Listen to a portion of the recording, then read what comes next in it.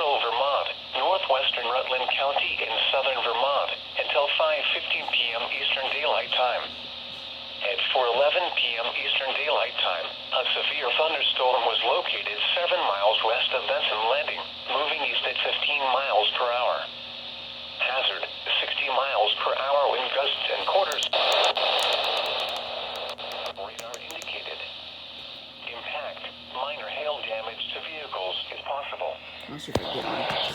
WNG16.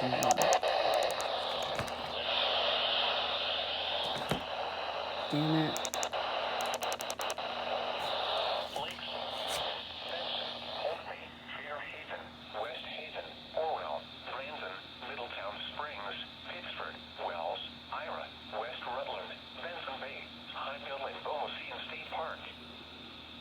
Protection, move to an interior room on the lowest floor of a building.